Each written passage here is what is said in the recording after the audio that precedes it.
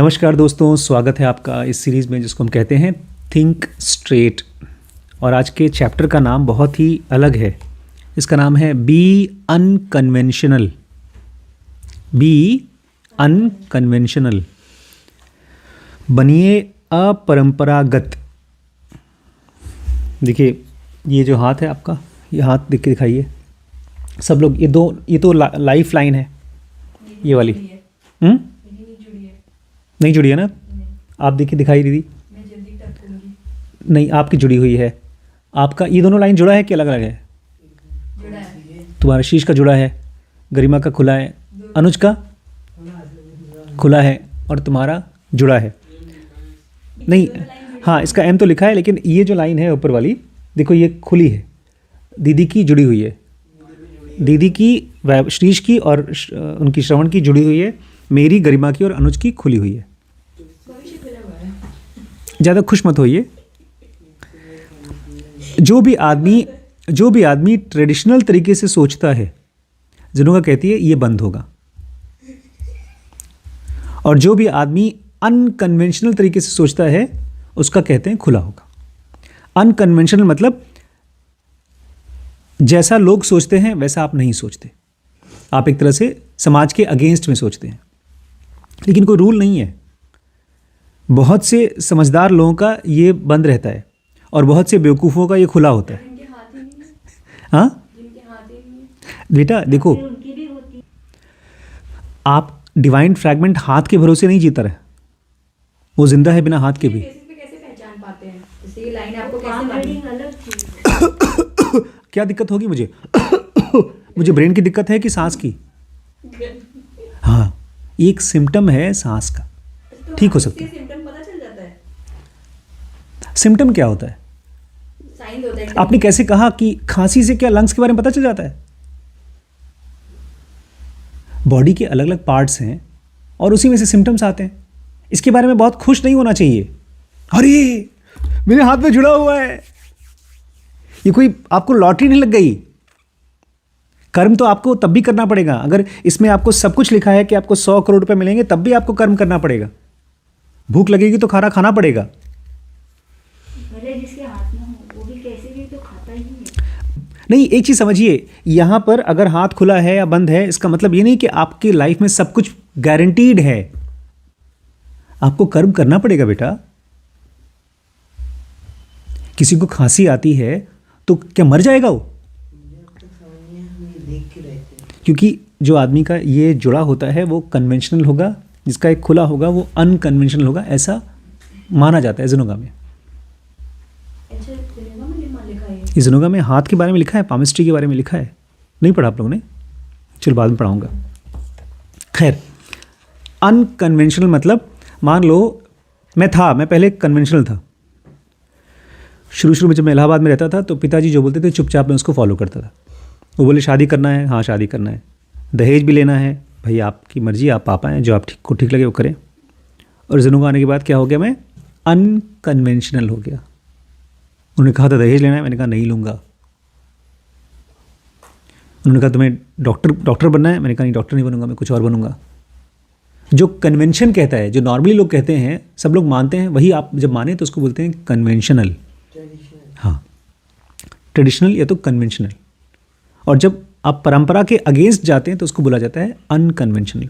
लेकिन यहाँ पर बात हो रही है, जब आप बहुत साफ साफ सोचना चाहते हैं तो आपको एक नया तरीके से भी सोचना होगा, by being unconventional.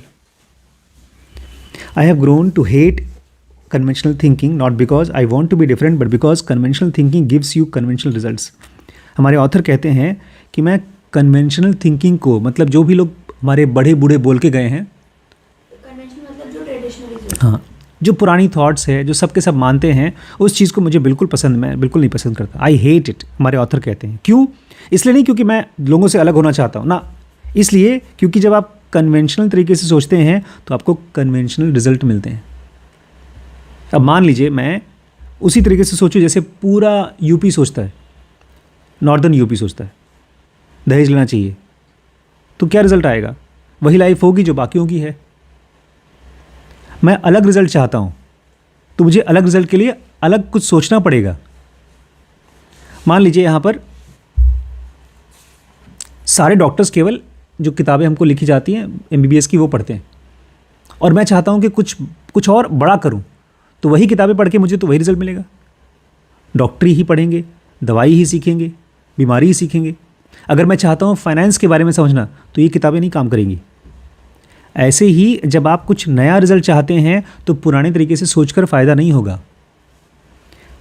And if you liked conventional results you wouldn't be reading this book. और कहते हैं आम तौर पे बहुत कम लोग होते हैं जो कन्वेंशनल रिजल्ट चाहते हैं और वो किताबें पढ़ें। पिताजी एक भी किताब नहीं पढ़ते। पता है क्या पढ़ते हैं वो?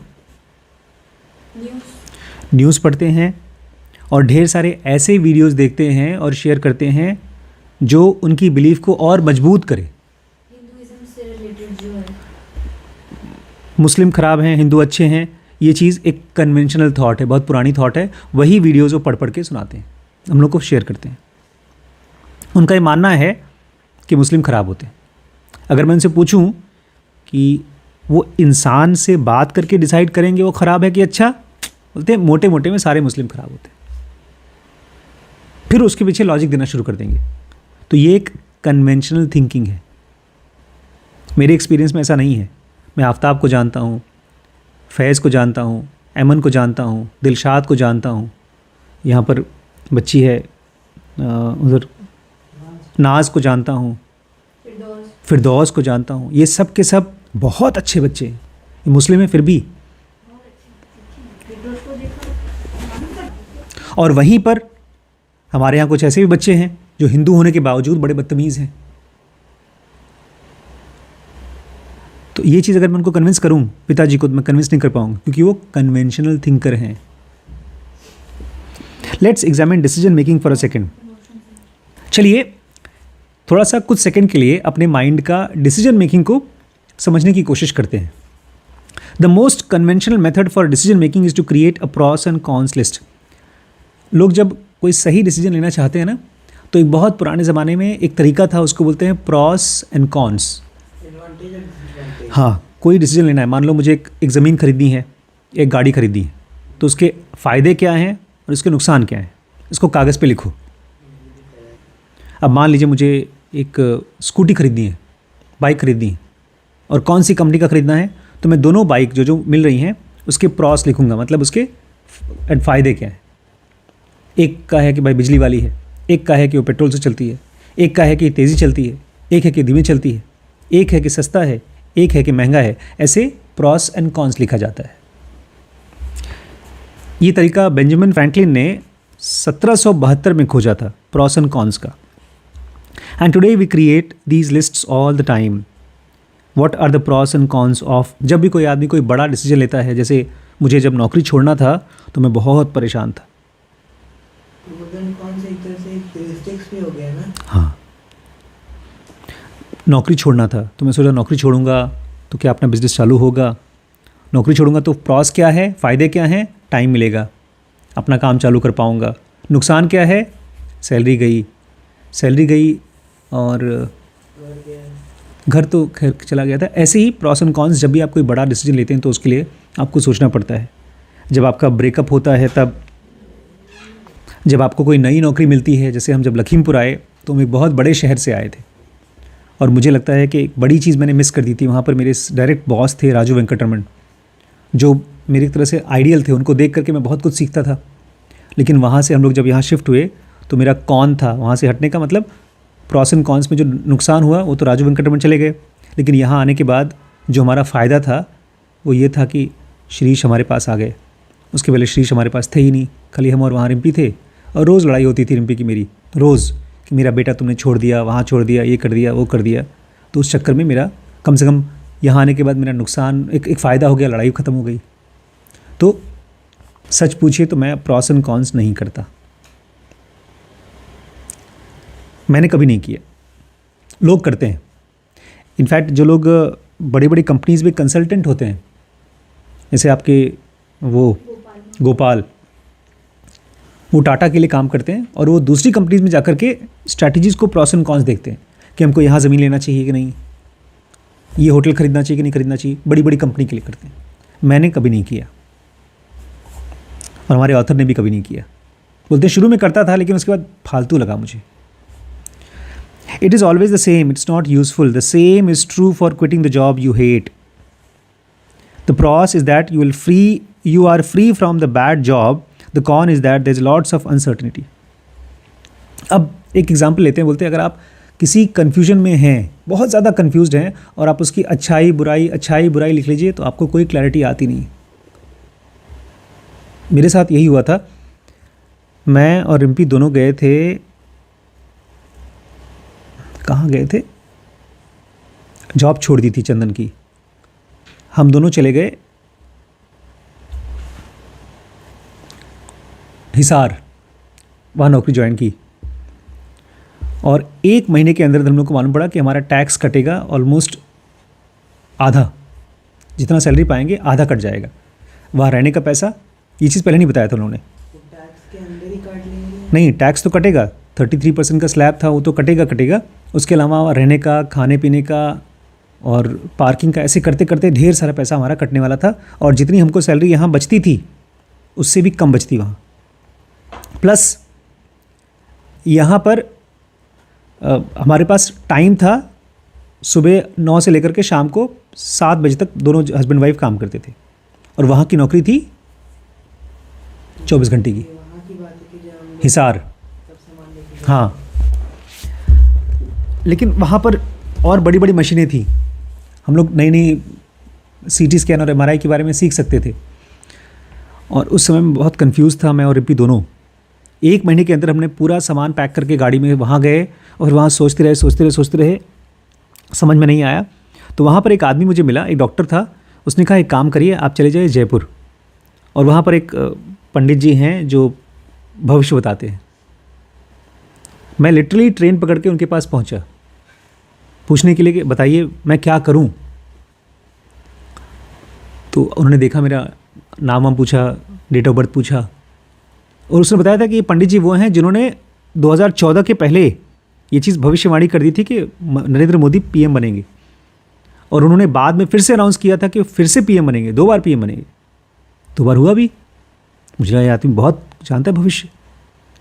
मैंने पूछा उसको, तो उसने दोनों चीज़ बताई कि हाँ। मैंने कहा मुझे अपना सेंटर खोलना है, खोल लूँ? हाँ खोल लो। चलेगा? हाँ चलेगा। मैंने कहा मुझे ना लोगों को एजुकेशन देना है, ऑनलाइन ऑफलाइन, खोल लूँ? हाँ खोल लो। चलेगा? हाँ चलेगा। बस यही 4 सेंटेंस उस आदमी से बात हुई। ना उसने मुझे चाय पिलाया, ना पानी पिलाया। मैं खड़ा, वो बैठा, उसने बताया, मैं वहाँ खड़ा था। 5 मिनट के बाद मैं वहाँ से चला गया। बोलता हो गया? मैंने कहा चले जाओ। रात भर ट्रेन पकड़ के मैं वहाँ पहुँचा। उस आदमी से 5 मिनट की बात हुई, उसके बाद मैं चला आया। और मेरा कन्फ्यूजन कैसा था? ठीक वैसे का वैसा ही। मैं और रिम्पी वापस आए। उसके बाद गए कृष्णमूर्ति फाउंडेशन, क्योंकि वहाँ पर थोड़ा पीस मिलती थी हम लोगों को। वहाँ 1 हफ्ता रुके, वापस आए लखीमपुर। चंदन को फिर से कहा कि हम लोगों को नौकरी करनी है। ये सब उससे पूछने के बाद कि अपना बिजनेस धंधा चालू करें, उसके बाद जाकर नौकरी ज्वाइन की। वहाँ पे ज़्यादा अच्छी सैलरी मिल रही थी चंदन से या कम? वहाँ पर सैलरी ज़्यादा थी, लेकिन सैलरी कट रही थी। फिर वापस आए यहाँ पर, और जो सैलरी थी उससे कम में ज्वाइन की। बाद में बढ़ी? बाद में ध्यान नहीं दिया इस पर हमने कि बढ़ी कि नहीं बढ़ी, क्योंकि हम लोग को समझ में आया कि यहाँ से छोड़ करके जाएंगे तो ऐसे ही ऑप्शंस मिलेंगे जहाँ पर आपको और ज़्यादा काम करना पड़ेगा और कम पैसे मिलेंगे। उसके बाद हमने ऑलमोस्ट 4 साल तक काम किया। हमने अपना काम कब चालू किया? कौन सी चीज़ थी जिसने डिसाइड किया, करवाया हमारे लिए कि हमको अपना काम चालू करना है? कोविड से नहीं डिसाइड किया, यूट्यूब से नहीं भी डिसाइड हुआ। जब वो प्रोग्राम करने लगे, हमने सेंटर कहाँ खोला? लखीमपुर में। कौन सी जगह पर? हाँ, अपने घर में खोला ना। तो किस चीज़ ने हमको पुश किया खोलने के लिए? घर बनाने में। जब घर बन गया तब।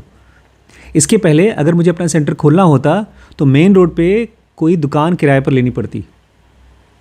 यहाँ पर 90% जो दुकानें खुली हैं वो सब किराए पर हैं, चाहे राय डायग्नोस्टिक हो, चाहे सत्यम हो, चाहे एडवांस्ड हो। और पता है मेन रोड पे इतना बड़ा सेटअप अगर हम डालते तो कितना किराया होता? 1 से 2 लाख रुपए होता। और वो हम खरीद के बनाते तो पैसा ख़त्म हो जाता। तो वो जो डिसीजन था वो प्रॉस एंड कॉन से नहीं आया था, वो आया था एक बहुत बड़े फ़ायदे से कि कम से कम मेरे पास इतना पैसा है कि मैं दुकान नहीं भी चली मेरी तो भी मैं 2 साल 3 साल 4 साल तक मैं सर्वाइव कर जाऊँगा। और जब एम्प्लॉयज़ को रखना शुरू किया तो मैं कैलकुलेट करता था कि अच्छा ठीक है, इस आदमी को इतना सैलरी दे रहा हूँ और मेरे पास बैंक में कितना पैसा रखा है कि मैं इसको 1 साल तक सैलरी दे सकता हूँ। तो लोगों को बोलता भी था, भैया देखो मेरे पास साल भर की सैलरी है, तब तक अगर चला तो रुकना, उसके बाद नहीं तो दूसरी नौकरी देख लेना। तो जब आप प्रॉस एंड कॉन्स के तरीके से सोचते हैं तो ये नहीं चलता। लेकिन ये पॉइंट क्या था? It's time to break free from conventional thinking. Instead of binary thinking, start thinking more abundantly. It is not this or that in life. You can have this and that. बोलते हैं जब आप pros and cons सोचते हैं तो आप सोचते हैं बाइनरी में कि ये करूं कि वो करूं। बाइनरी मतलब 1 या तो 0, शादी करूं या ना करूं, ये पढ़ाई करूं या ना करूं, यस और नो। लेकिन एक और तरीका है सोचने का, दिस एंड दैट,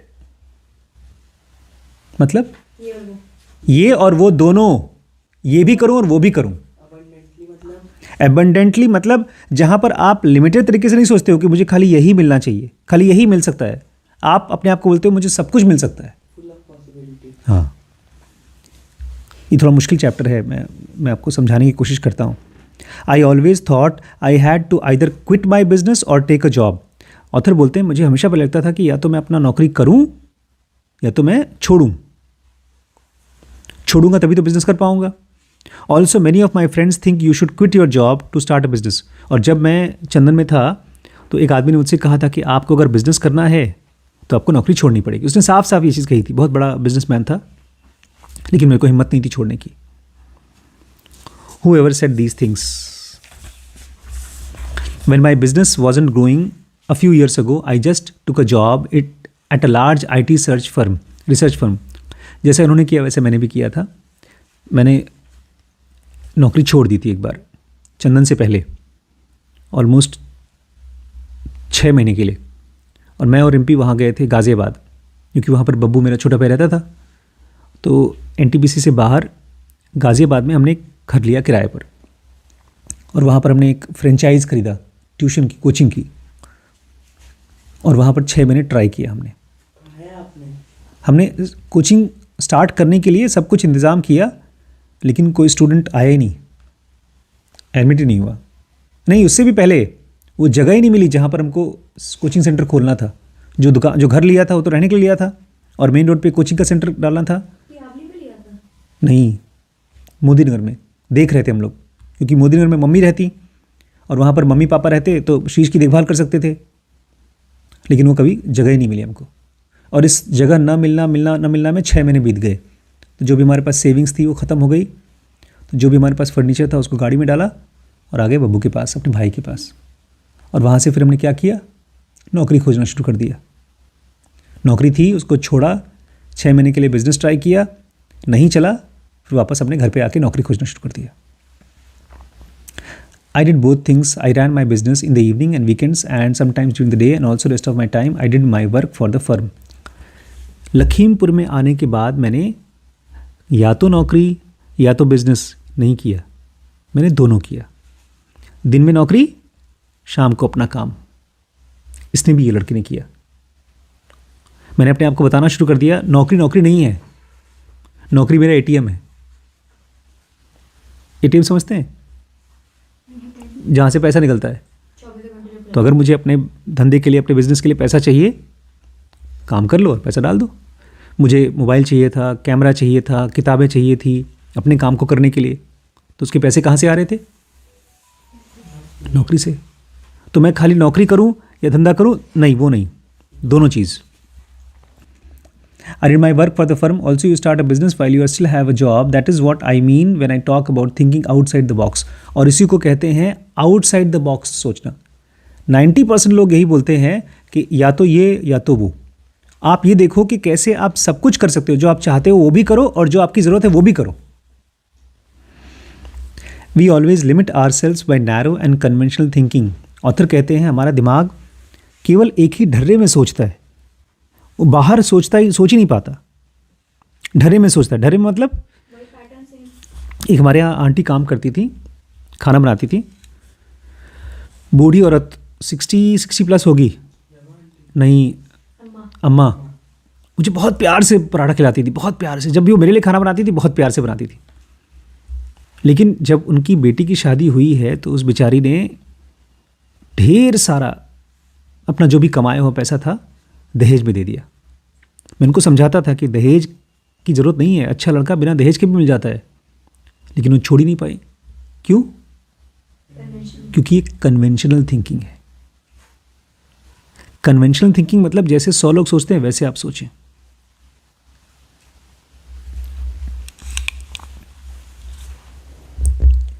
अब एक छोटा सा आपको टेस्ट दिया गया, देखिए एक फोटो बनी है।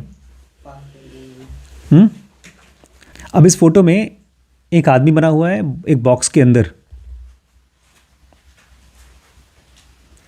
Take a look at the drawing below और बताइए कि इस लड़के को उस टिक मार्क तक पहुंचना है तो कैसे पहुंचाएंगे।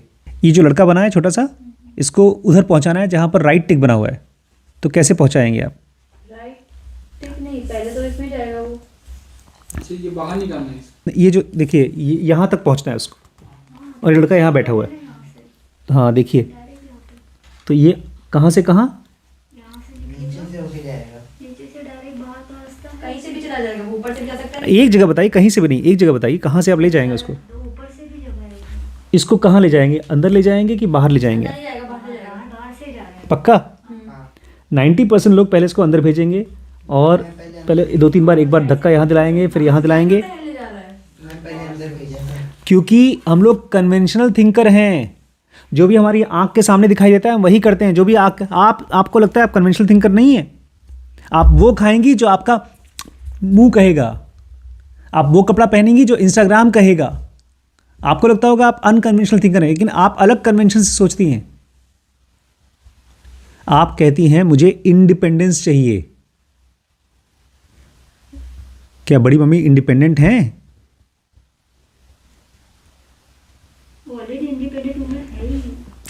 आप बता, हम जब कहते हैं ना कि हमको ये भी चाहिए या वो चाहिए, बड़ी मम्मी दोनों चीज़ें हैं, डिपेंडेंट भी हैं इंडिपेंडेंट भी हैं। जब वो चली जाती, मैं बाहर चला जाता हूँ तो बोलती है तुम क्यों छोड़ के चले जाते हो, मेरा काम सब रुक जाता है। तो क्या है वो? डिपेंडेंट। और जब वो यहाँ रहती हैं तो बॉस की तरह रहती हैं, सबके ऊपर हुक्म चलाती हैं, तो इसका मतलब क्या है वो? इंडिपेंडेंट। आप जब ये लेंगी या वो लेंगी तो वो हो गया कन्वेंशनल। जब आप सब कुछ लेंगी तो हो गया अनकन्वेंशनल।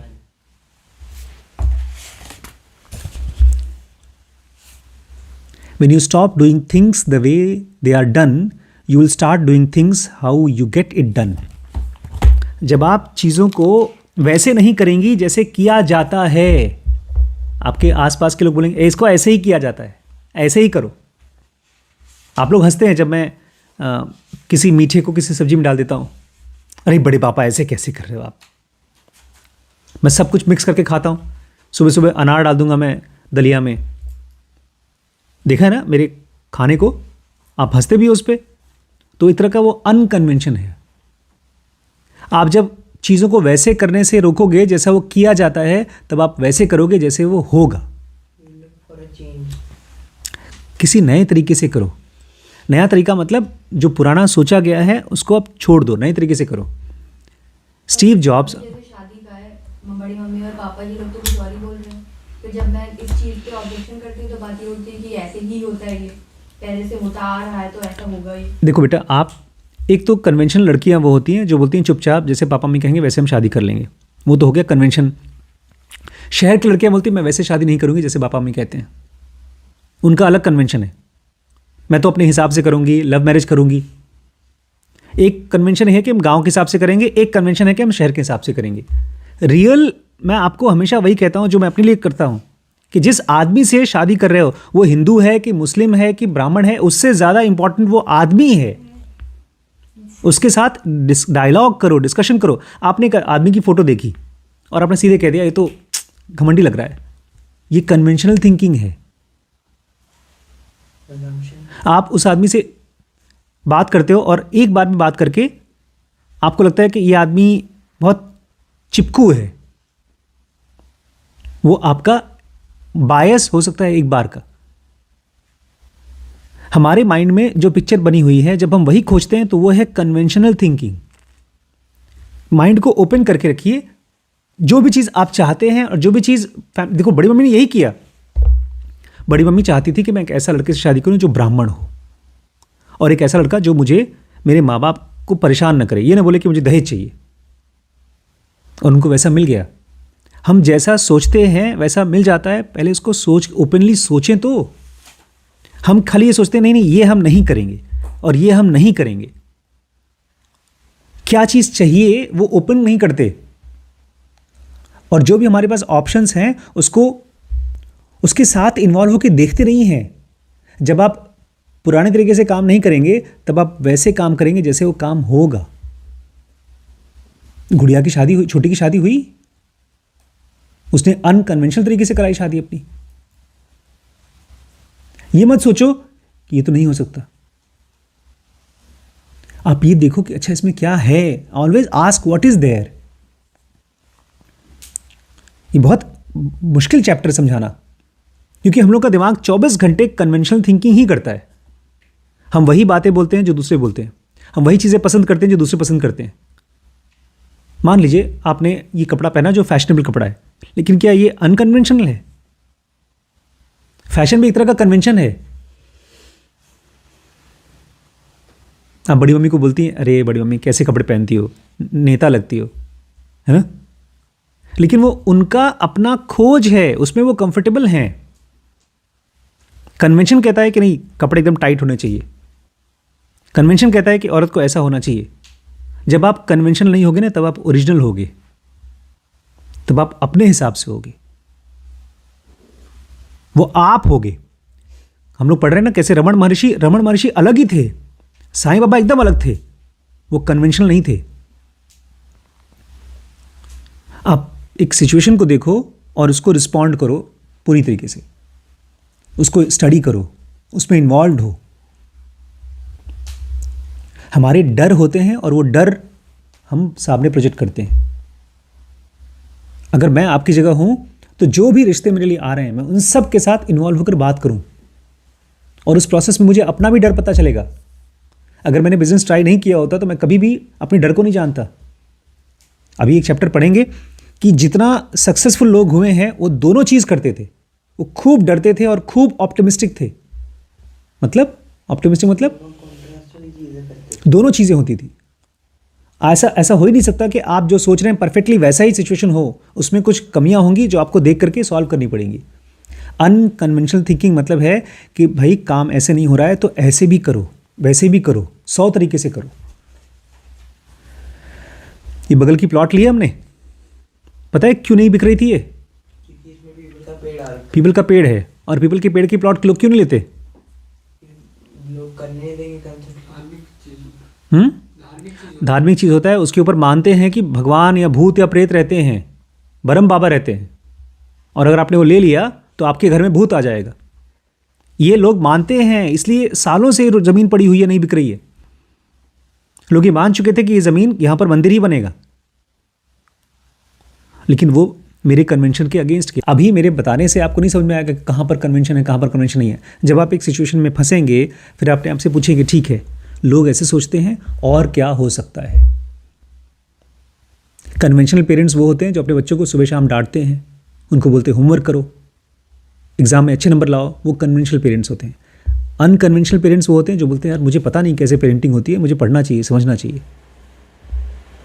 हर जगह पर आप ये पूछिए कि सिचुएशन की क्या डिमांड है, ना कि लोग क्या बोलते हैं इसके बारे में। बताओ भाई क्या किया जाए इसमें, दूसरों से मत पूछिए, अपना दिमाग लगाइए। ये तो हम कल पढ़ रहे थे, विचार विवेक यूज करिए, अपनी बुद्धि यूज करिए कि इस समय मुझे क्या सही लग रहा है। वही जो हम जिनों पढ़ रहे थे कि what is the purpose of this. ठीक है।